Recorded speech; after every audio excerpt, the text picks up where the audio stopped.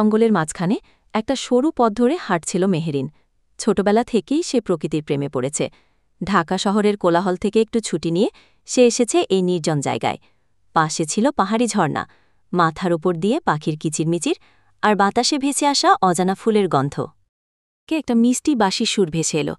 অবাক হয়ে দাঁড়িয়ে গেল মেহেরিন। এত সুন্দর সুর যেন মন ছুঁয়ে যায়। সে ধীরে ধীরে সুরের দিকে এগিয়ে যায়।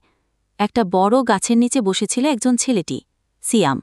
হাতে বাঁশি, চোখে এক অদ্ভুত শান্ত চাহনি। তাকে দেখে মনে হচ্ছিল যেন সে এখানে একেবারে নিজের মতো করে আছে। তাকিয়ে মুচকি হেসে বলল, ভয় পাবেন না, আমি শুধু প্রকৃতির সাথে একটু কথা বলছিলাম, আপনি চাইলে বসতে পারেন। মেহেরিন মুগ্ধ হয়ে বসল পাশে। দুজনের মাঝে কথা শুরু হলো। প্রকৃতি, জীবন, ভালোবাসা, স্বপ্ন।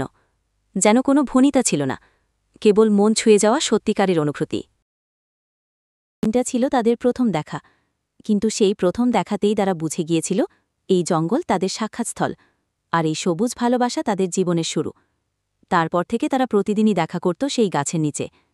প্রকৃতি সাক্ষী রেখে জন্ম নেয় একটা নির্মল। বন্ধুরা, আজকে এ পর্যন্তই। আরও আমাদের নতুন নতুন ভিডিও পেতে আমাদের চ্যানেলটি সাবস্ক্রাইব করে রাখুন এবং সবার আগে ভিডিও পেতে আমাদের চ্যানেলটি বেল আইকন অল করে রাখুন। আমাদের সাথে থাকার জন্য ধন্যবাদ। সবাই ভালো থাকবেন, সুস্থ থাকবেন।